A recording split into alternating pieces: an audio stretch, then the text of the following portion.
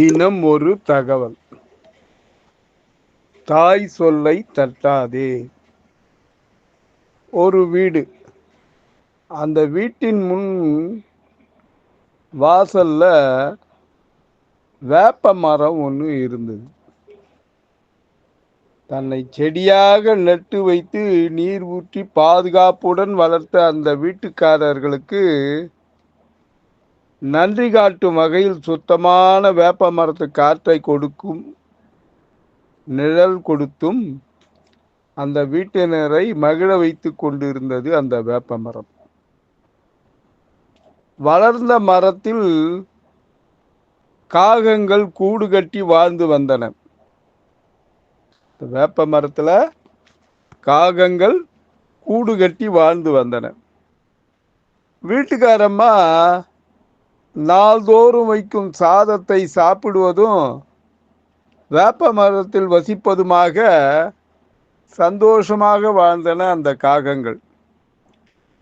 அந்த வீட்டில் வசிக்கும் அம்மா மரங்களிடமும் பறவைகளிடமும் அன்பு செலுத்தியதே சந்தோஷத்திற்கு காரணம்.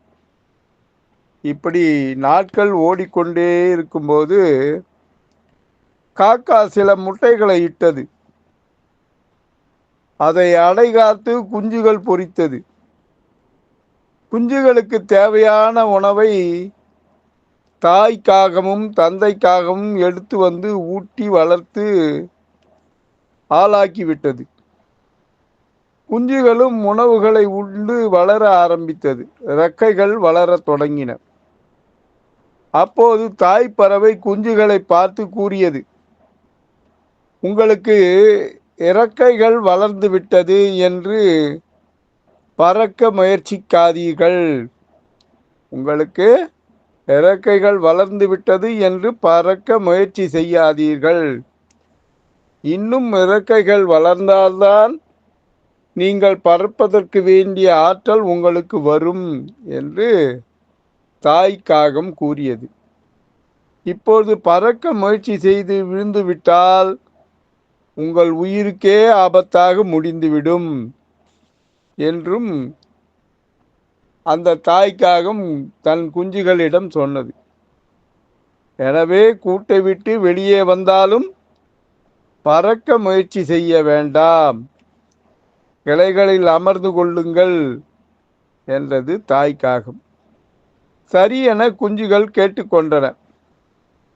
சில நாட்கள் சென்ற பின் ஒரு நாள் ஒரு குஞ்சு மட்டும் கூட்டிலிருந்து வெளியே வந்து கிளைகளில் அமர்ந்து கொண்டு வெளி உலகை பார்த்து கொண்டிருந்தது.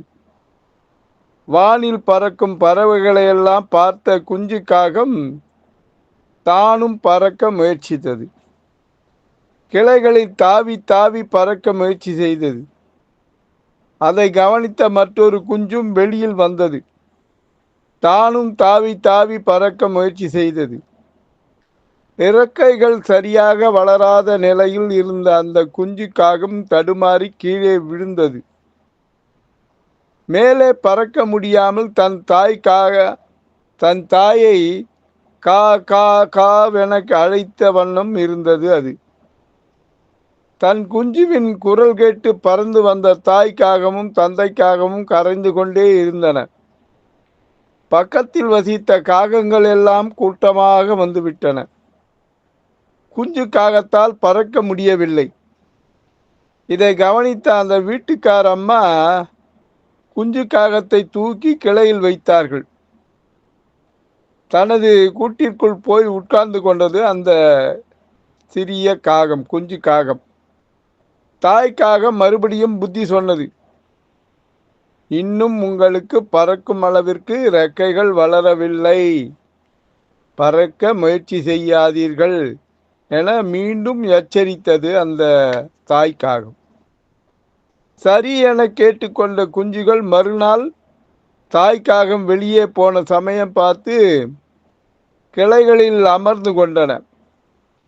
பறவைகள் பறப்பதை பார்த்த குஞ்சு காகம் நான் இன்று நன்றாக பறந்து விடுவேன் என்றது. வேண்டாம் என்றது மற்றொரு குஞ்சு காகம். நேற்று நீ பிழைத்ததே இந்த வீட்டுக்கார அம்மா உன்னை எடுத்து இங்கு விட்டதால் தான். நம் அம்மா காகம் நம்மை எச்சரித்ததை மறந்து விட்டாயா? தாய் சொல் தட்ட வேண்டாம், அவர்கள் நமது நன்மைக்காகத்தான் சொல்வார்கள் என்றது மற்றொரு குஞ்சு. இதையெல்லாம் கேட்காத குஞ்சு காகம் இறக்கையை அடித்து பறந்தது. அடுத்த நிமிடமே தரையில் வந்து விழுந்தது. மேலே மேலே பறக்க முடியாமல் தாவி தாவி சென்று கழிவு நீரில் விழுந்து விட்டது. இறக்கைகள் எல்லாம் நனைந்த நிலையில் தாவி செல்ல முடியாமல் பறக்கவும் முடியாமல் தவித்தது அந்த குஞ்சு காகம். தாய் காகமும் மற்ற காகங்களும் காவென கத்தி தன் ஆதங்கத்தை வெளிப்படுத்தியது. சிறிது நேரத்தில் குஞ்சு காகம் கழிவு நீரில் தன் உயிரை விட்டது. அதை பார்த்த மற்ற குஞ்சுகள் கண்ணீர் விட்டன.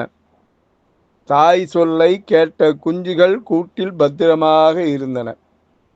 இதுலேருந்து என்ன தெரிஞ்சுக்கிறதுன்னா, நம்ம இன்னும் வளரலை, நம்ம வளராம நம்ம எங்கேயும் போகக்கூடாது, தாய் சொல்லை தட்டக்கூடாது அப்படின்னு.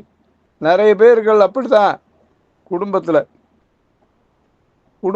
ஒரே குடும்பமாக கூட்டு குடும்பமாக இருக்கிறவங்க கொஞ்சம் அதிகமாக சம்பாதிக்க ஆரம்பித்தாங்கன்னா தனியாக போயிடணும் அப்படின்னு நினைக்கிறாங்க. அதாவது தனி கொடுத்தனம் போயிடணுன்ட்டு. தனக்கு சம்பாதிக்கிறது தனக்கு மட்டும்தான் தேவைப்படும்.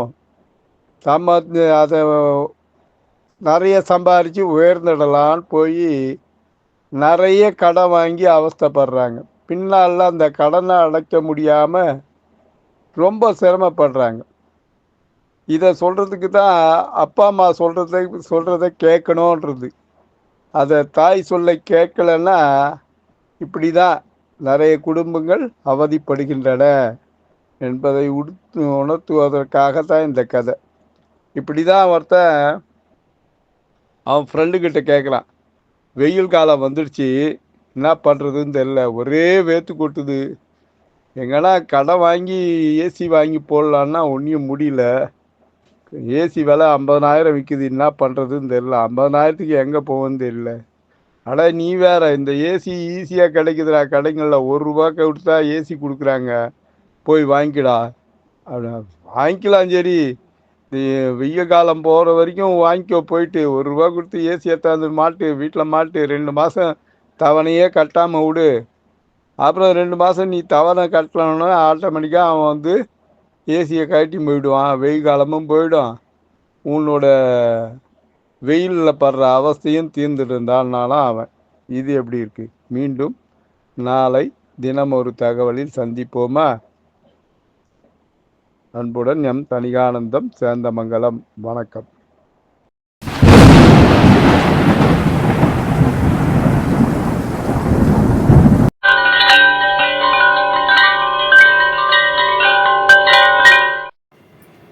தணிகை டிவியை லைக் பண்ணுங்கள், ஷேர் பண்ணுங்கள், பெல் பட்டனை ப்ரெஸ் பண்ணுங்கள், தணிகை டிவியை சப்ஸ்கிரைப் பண்ணுங்கள். வணக்கம்.